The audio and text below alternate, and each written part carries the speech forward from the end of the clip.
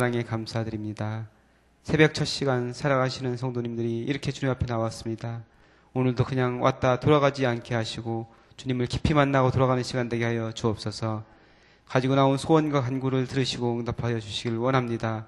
하늘문을 여셔서 신령한 복과 은혜를 내려주시고 갈급한 심령 가운데 좋은 것으로 채워 주옵소서. 이제 하나님의 말씀을 듣습니다. 들을 길을 허락하시고 그 말씀이 오늘 하루를 살아갈 귀한 양식이 되게 하여 주옵소서. 감사드리며 사랑 많으신 예수님의 이름으로 기도합나이다. 아멘. 오늘 주신 하나님의 말씀 요한복음 5장 1절로 4절 말씀입니다.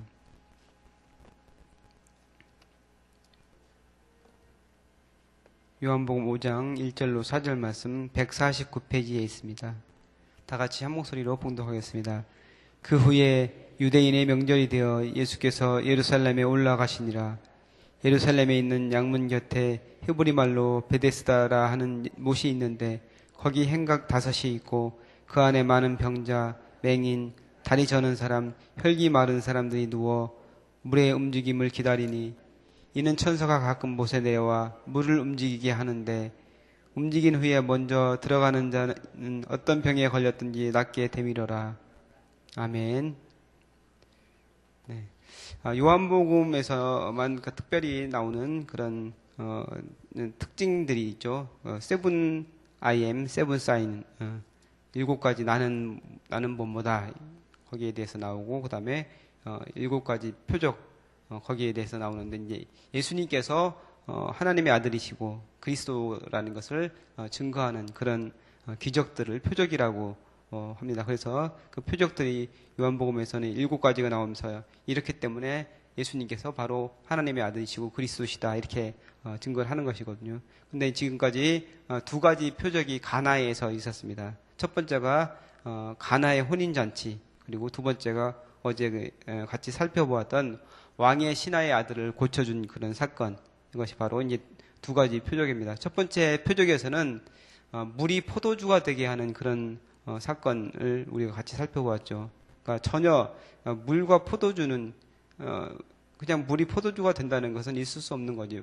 그러니까 물 자체가 우리가 화학기호 H2O라는 그런 그 성분인데 그것이 포도주가 될 수는 없는 거잖아요. 그러니까 화학적인 어떤 반응, 아무리 뭐 반응을 일으킨다 하더라도 거기서 포도주가 될 수 없는데 이것은 그러니까 하나님만이 하실 수 있는 일이죠. 이거를 예수님께서 하신 것이죠. 그러니까 혼인잔치, 가장 혼인잔치가 무르익어가던 그 순간에 포도주가 떨어져서 그것 때문에 굉장히 힘들어하고 당황해하는 그런 신랑, 이 당시 이제 명예와 수치를 굉장히 중요하게 여기는 그런 사회에서 포도주가 떨어진다는 것은 엄청난 수치고 고개를 들지 못할 만한 그런 상황인데 거기에서 가장 좋은 포도주로 만들어 주심으로써 수치가 변해서 명예가 되는 그런 현장을 주신 것이죠. 그래서 물이 포도주가 되는 사건은 정말 하나님께서만 하실 수 있는 그런 일을 예수님께서 하신 것이죠. 그다음에 두 번째, 왕의 신하의 치유.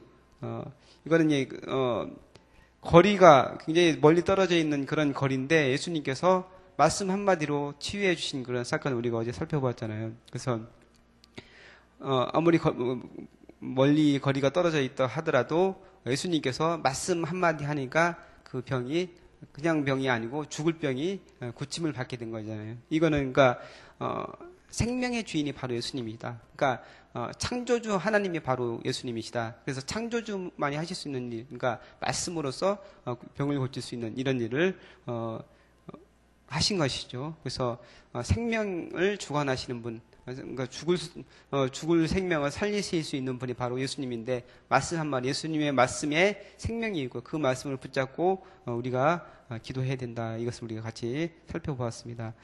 오늘은 이제 세 번째, 오늘 5장 1절부터 계속해서 이제 나오는 그런 내용이 바로 베데스다 연못가에서 이제 벌어진 그런 사건을 같이 이제 살펴보는데 오늘 그 처음 부분 시작하는 부분입니다.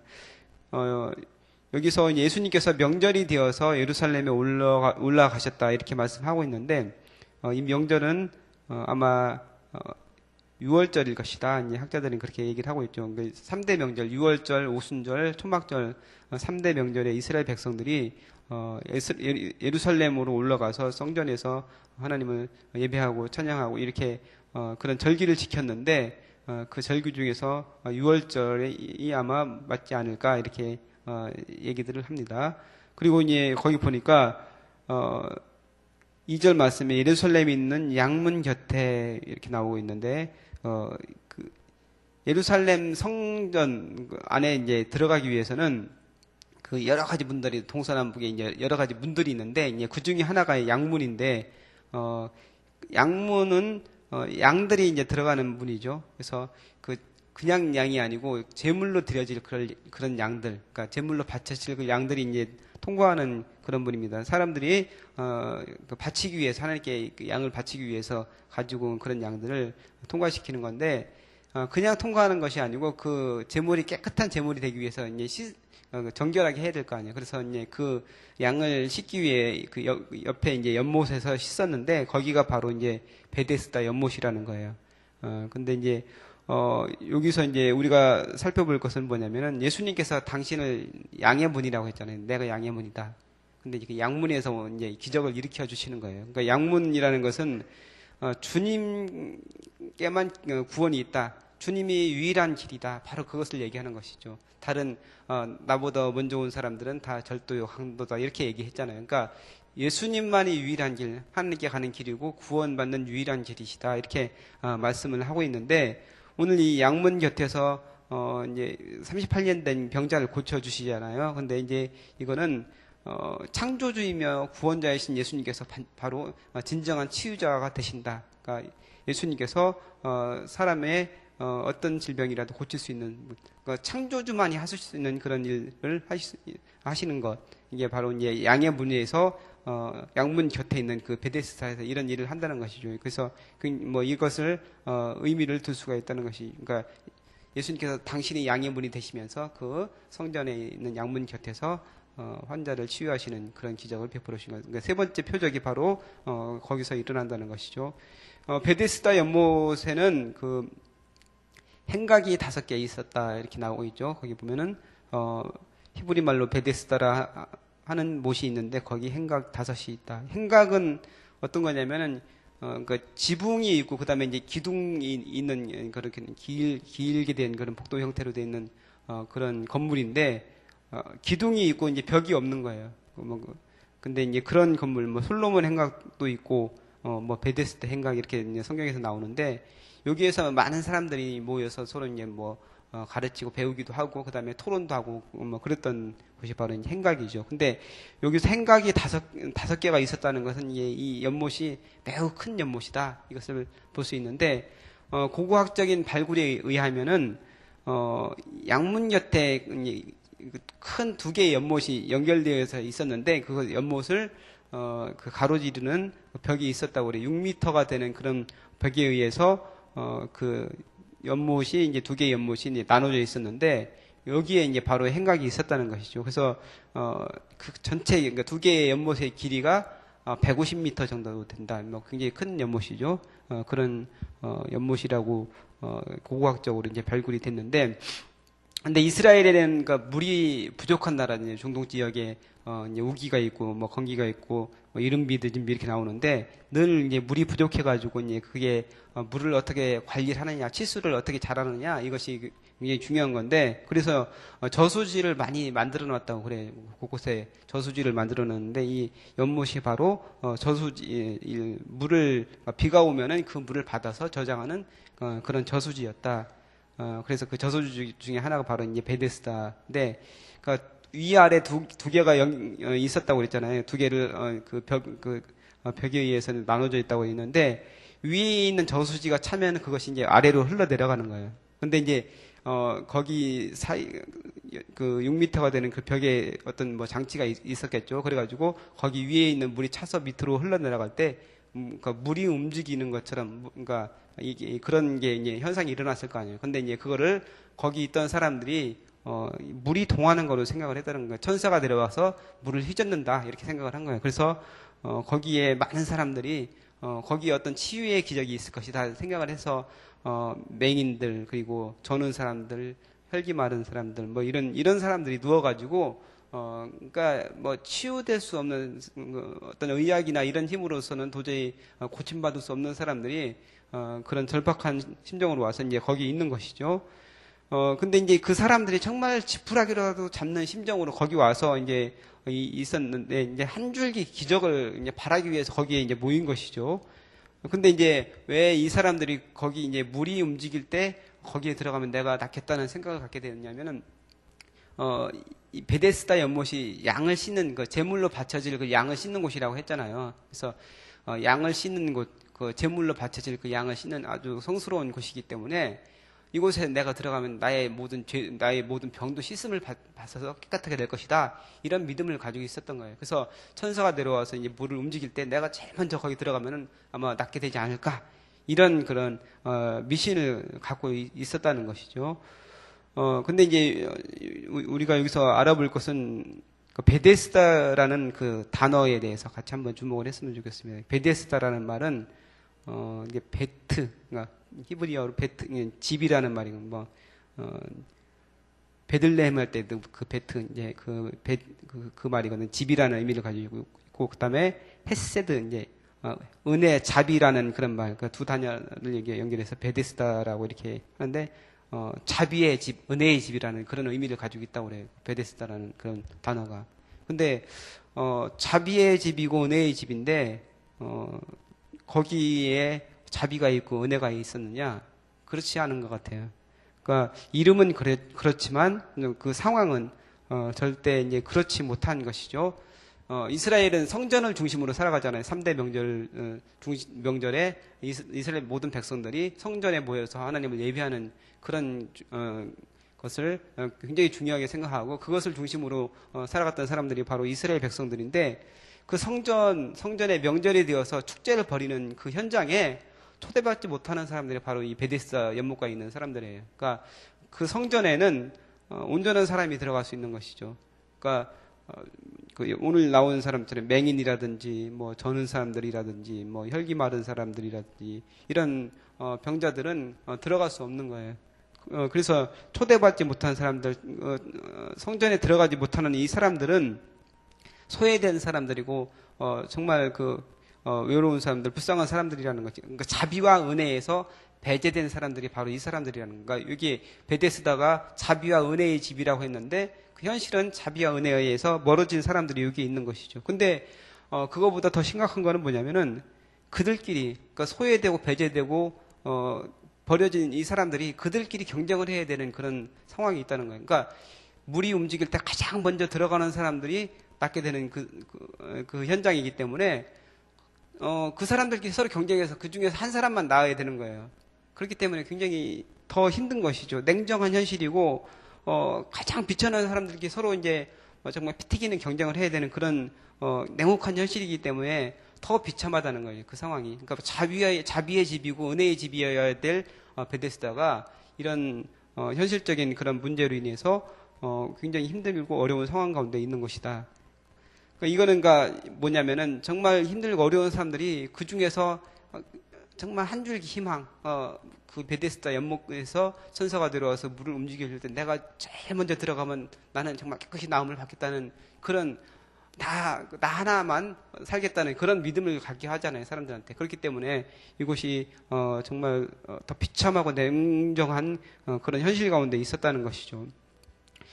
이 당시 유대교는 사람들에게 희망을 주는 그런 종교가 되지 못하고 있었어요. 그러니까 가장 비천하고 가난하고 힘들고 어려운 사람들에게 희망을 주는 그런 종교가 되어야 되는데 그러지 못했다는 것이죠.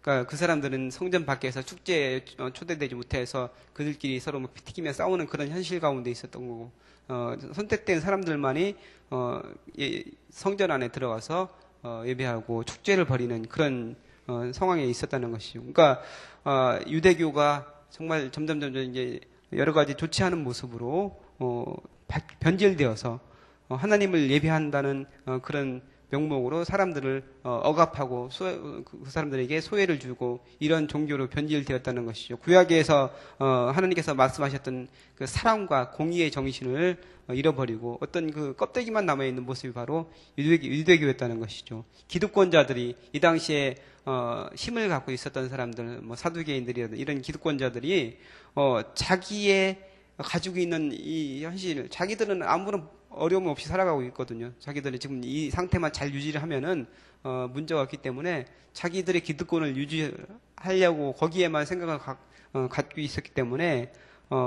유대교라는 것을 이용해서 사람들을 억압하고 누르고 착취했던 그런 현장이 바로 이런 현장이었다는 것이죠. 그래서 이것을 보면서 오늘날 교회가 어떤 모습이 되어야 되느냐, 그 교회가 어떤 공동체가 되어야 되느냐, 거기에 대해서 한번 생각을 해보는 거예요. 그래서 교회는 어떤 사람이든지 다 올 수 있는 그런 곳이 되어야 된다.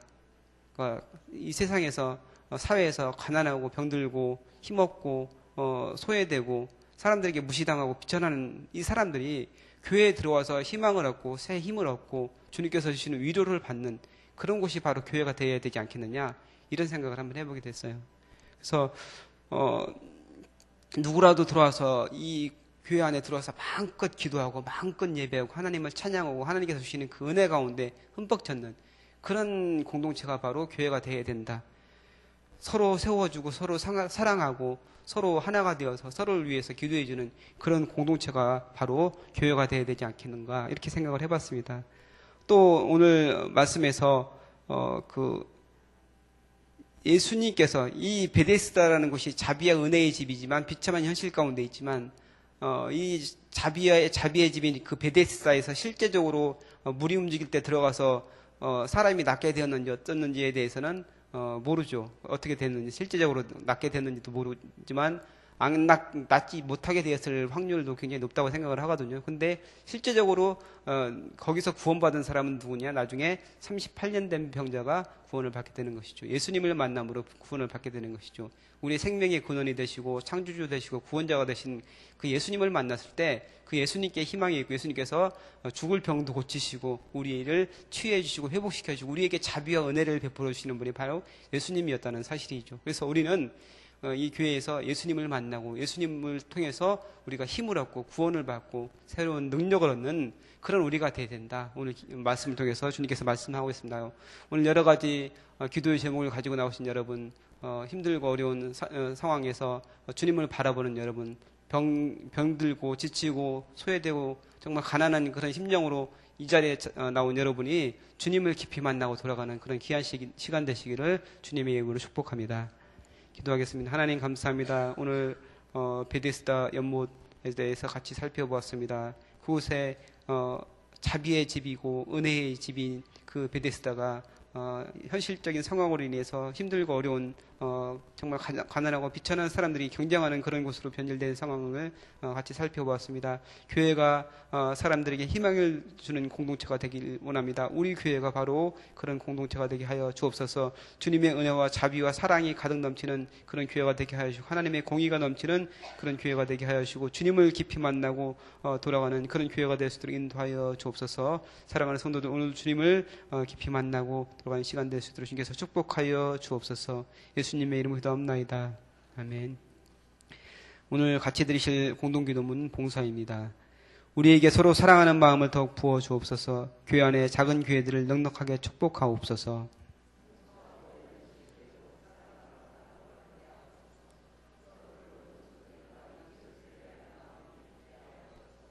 사회의 약자를 끌어안는 신앙적 어머니 공동체, 소외된 계층을 돌아보는 사회적 희망의 공동체, 올바른 가치를 살아내는 정신적 공의의 공동체이게 하옵소서. 우리 교회가 여기 있어 지역사회와 시대가 복되게 하옵소서. 아멘. 주기도문 하시겠습니다. 하늘에 계신 우리 아버지, 아버지의 이름을 거룩하게 하시며 아버지의 나라가 오게 하시며 아버지의 뜻이 하늘에서와 같이 땅에서도 이루어지게 하소서. 오늘 우리에게 일용할 양식을 주시고 우리가 우리에게 잘못한 사람을 용서하여 준 것 같이 우리 죄를 용서하여 주시고 우리를 시험에 빠지지 않게 하시고 악에서 구하소서. 나라와 권능과 영광이 영원히 아버지의 것입니다. 아멘. 기도 제목 나누겠습니다. 지금 들은 말씀이 내 삶으로 이어지게 하옵소서. 오늘 수요 예배를 통하여 큰 은혜를 경험하게 하옵소서. 시애틀 리누드에 세워진 로고스 라이프 교회 및 미션 센터를 축복하옵소서. 신쿠 국내 선교가 잘 준비되게 하시고 은혜가 넘치는 사역 되게 하소서. 태영아보인 성경학교에 은혜를 더하시고 수고하시는 교육자와 교사들을 축복하소서. 연일 계속되는 무더위 가운데 성도들의 건강을 지켜주옵소서. 기도하시고 또한 여러분이 가지고 나오신 소원 주님께 아뢰신 후에 자유롭게 들어가시기 바랍니다. 기도하겠습니다. 하나님 감사합니다. 귀한 말씀을 주시고 아버지 주님의 아버지 주님의